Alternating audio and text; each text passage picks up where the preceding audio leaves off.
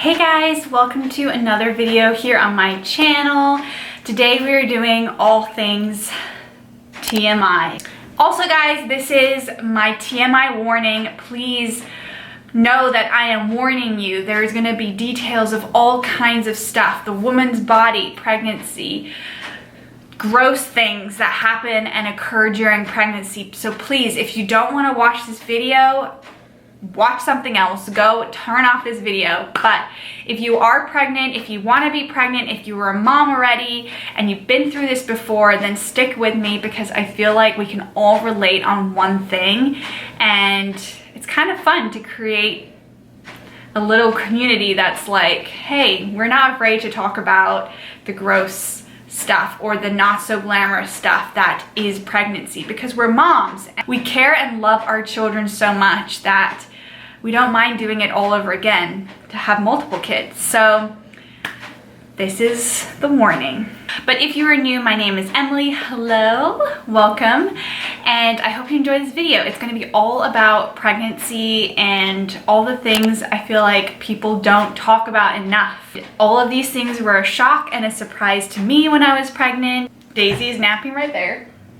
Anyway, the first thing that is crazy about pregnancy is the feeling of being nauseous. Like, yes, certain people are nauseous all the time. Certain people never feel sick at all. I was one of those people that was very, very nauseous throughout my first trimester until probably 17, 18 weeks pregnant. And then kind of felt nauseous on and off throughout my entire pregnancy. Like, I would feel dizzy. I did not throw up my entire first trimester. I threw up actually at the end of my second trimester, randomly. I would need food constantly, even in the middle of the night. I would tap my husband and be like, hey, I'm starving, I can't sleep. Please, can you go get me a piece of toast? Toast and jam. Toast and honey or toast and peanut butter. I ate probably a piece of toast in the middle of the night, probably my entire pregnancy. And by the way, I am not a medical professional, so please don't come at me if these don't relate to you. This was just based on my experience, and I feel like a lot of women's experiences. So the second thing was pregnancy anxiety. For me, I was very anxious getting pregnant. And then I was very anxious once I got a positive on a test. I literally took a pregnancy test for 2 to 3 weeks, 2 pregnancy tests a day for 2 to 3 weeks after getting my first positive. I was really anxious. In the middle of the night, I would wake up multiple times to check my underwear, to make sure there was no blood. I would check throughout the day to make sure there was no blood because I was really nervous that something bad would happen. Thankfully, because I was so sick, I knew that something was happening to my body. I definitely had some pregnancy anxiety. The next thing was your boobs and your nipples get super, super sensitive. So I didn't want anybody, which means my husband, to touch anything. And this is what I mean by TMI. We're talking boobs, we're talking nipples, we're talking vagina, we're talking all kinds of stuff here. Didn't want him to touch me. They like hurt. I had blue veins coming all across my boobs. And then at the end of your pregnancy, at least for me, I had colostrum coming out of my boobs, which was kind of fun. Honestly, it's kind of weird, but it was kind of fun. Because it was like, oh, I'm getting to the near of my pregnancy. The baby's gonna be here soon. Cool. I like know. There's always like this fear, at least for me, that I wasn't going to have any milk when I delivered. And I know it's like a thing that some women don't have as much of a supply, but for me, I was like really flipped out about it because I had my heart set on breastfeeding and whatnot. So when I got colostrum, even before I gave birth, it was like a huge relief for me. So yeah, and your boobs get big. My boobs grew. I got stretch marks on my boobs. My nipples changed, like my nipple size changed. And then the next thing, which is kind of, it's TMI, obviously, this whole video is, I produce so much more discharge. I know. I produced so much more discharge when I was pregnant than ever before in my entire life. And nobody talks about that. Nobody prepares you or says, hey, when you're pregnant, you should probably buy panty liners. No one tells you that.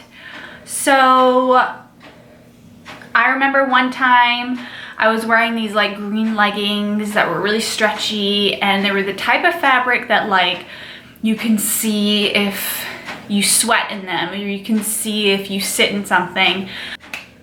My discharge basically showed, and I wasn't even doing anything except standing there.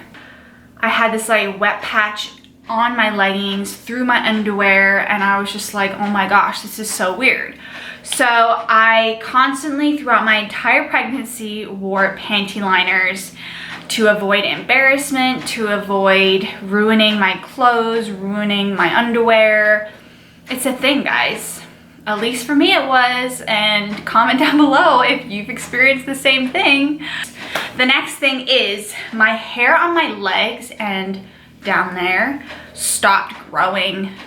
They just, I mean, they grew, but like it was super slow. So my hair grew really fast, but my armpit hair, my leg hair, and my vaginal hair like stopped growing fast. And that's like the opposite to what anybody says during pregnancy. So that was another weird thing. I rarely shaved when I was pregnant.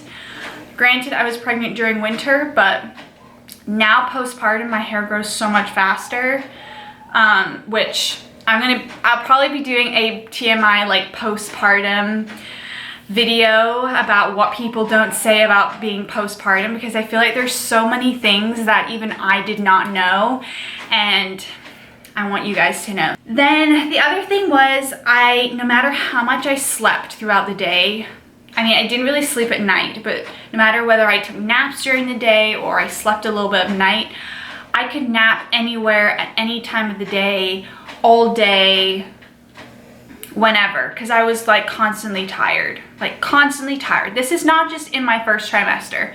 And the whole second trimester, like that being the best trimester of all three, no, that's not what happened to me. I felt tired my entire pregnancy, and obviously different waves of tiredness. I was still tired throughout my entire pregnancy, and I would wake up in the morning and then have breakfast, have coffee, lay on the couch, and then sleep. And now I can't even nap because I knew I was not a napper, but when I'm pregnant, I become a napper, which is so weird. The next thing is my pelvis felt like it was ripping apart. I could not lay on my back. I could not exercise laying on my back. I couldn't have any pressure on my back at all. I even saw a chiropractor for pretty much my second and third trimester on like a weekly or bi-weekly basis, and they were great, by the way. I definitely want to go back to them, but I could not have any pressure on my back. When I went for my 20-week ultrasound, I had to lay on my back for them to do the whole anatomy scan and everything, and not only did I feel like I was gonna throw up, which is normal, but I felt like my whole pelvis was ripping apart, and I felt like I was gonna pass out, and I ended up having to do a lot of the scan on my side, and then I got nauseous on my side, so then I have to flip over again. But I could not even lift one leg. I couldn't do any one-legged exercises because it's a thing called SPD. And not every woman deals with this, but I was one of those women that dealt with so much pelvic pain. And even now, my pelvis still doesn't feel that good, but no one really told me about that either. And even like when you're pooping, my pelvis would hurt. The next thing is all about intimacy and sex and all of that. Fun fact, guys, I did not want to be touched my entire pregnancy. I did not want to be kissed. I did not want to kiss my husband. I did not want to hug my husband. I did not want him to hug me. All I wanted him to do was massage my feet. Every single day, every single night, massage my feet, massage my calves, massage my feet. That was the only time I really wanted him to touch me. I couldn't stand being kissed or hugged or even be intimate. We weren't really at all the entire 9 months of my pregnancy, because that was like the last thing I wanted. I had no sexual hormones going on in my body to even want to like think about that kind of thing. And every woman is different. It could go two ways. But for me, it was no touching, no cuddling, no hug when he got home from work. I just did not want to be touched at all. No holding hands, nothing. Which is kind of a shame, because the last 9 months of us just being a couple before we became parents, we did not hug or kiss or do anything.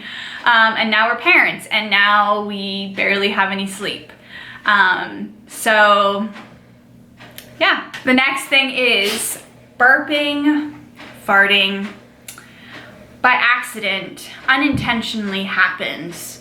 So for me, I've always been someone that never burps openly. I always burp internally. I know there's a difference, at least to me, there's a difference between both. Farting, I don't even like that word. Not because I'm not comfortable with being around my husband, but I've always kind of had this like dignity to me where I don't want to fart in front of people. But when you're pregnant, no matter how much you try not to, it happens. Whether you get up all of a sudden, or you sit down, or you are stretching and you're exercising, and things just come out, whether you want to or not. Even like around 30 to 35 weeks, I had kind of bad heartburn. I would just burp all the time. Burp and burp and burp throughout the night, first thing in the morning, no matter what I ate, burping. And it was definitely, thankfully my husband loves me no matter what I do, so that's a good thing. The next thing is constantly feeling thirsty. No matter how much I drank, I could never satisfy my thirst. And I didn't have a pregnancy problem. I mean, I had a very low risk pregnancy, but no matter how much I drank, I was constantly thirsty. But the problem is that I hated the taste of water. Throughout my whole pregnancy, I hated the taste of water. I had to have flavored water. I had to have lemon in my water, or electrolytes, or something that changed the taste of the water, because water was just disgusting to me. The other thing is my eyes got blurry. So my vision while I was pregnant was like weirdly blurry. I could never see things properly. Like if I looked out the window, I would have to go like this to try and like clear my eyes. When I was driving, that was scary, because my perception of things was off, and it was kind of weird to drive because my vision was weird. Don't know if that's a normal or a common thing, but I know it wasn't because I had like something wrong with my pregnancy. It was just me. I don't know if it's because I had low blood pressure, or I don't know what it was, but my vision changed as soon as I gave birth, where now when I drive, my perception is completely fine. I'm not scared of driving anymore. But that was kind of freaky and something I feel like nobody really talks about. Two more things, guys. The next thing was I was constantly warm and hot. I was pregnant, like heavily pregnant, throughout the entire winter months. I never really had to wear a winter coat. When I went to the mall, I would have to strip off my coat because I would be sweating buckets, like legit sweating buckets from my armpits, from my legs, from my vagina area. It was just sweaty and hot and gross. and we would sleep with the AC on or a fan blowing directly on me every single night throughout the entire winter. Then the next and the last thing, which I think is the weirdest thing, was the fact that my husband's beard and his whole face smelled really repulsive to me. Like, really repulsive. Every time he would lean in to kiss me goodnight or lean in and say good morning, I would be like, did you wash your face? Your beard smells. And he'd be like, yes, I did wash my face. And now his face smells completely normal. But that is like such a weird thing, that his beard and his face stank to me throughout my entire pregnancy. So that is it, guys. That is all the weird things that I feel like people don't talk about in pregnancy. Please don't feel discouraged if you want to get pregnant in the future or you are pregnant. Everyone is different. Everyone experiences different things, and don't be alarmed. And pregnancy is a wonderful thing. There is nothing I regret. I would go through it all over again. There was nothing about pregnancy that I won't redo. I want to be pregnant and have more kids so badly. But I have to say there are aspects of pregnancy that are really challenging. But I feel like there's a reason why pregnancy is so challenging. It prepares you for parenthood. It prepares you for childbirth. It prepares you to sacrifice everything for your child. And if you just gave birth without pregnancy, you would be like, whoa, whoa, whoa, whoa, whoa, I'm not used to this and this and this and this. And so I feel like there is a reason why pregnancy is a little challenging. And I don't necessarily like the fact that pregnancy is glamorized so much on social media, but that is why I'm making this video, so you guys can know the honest truth.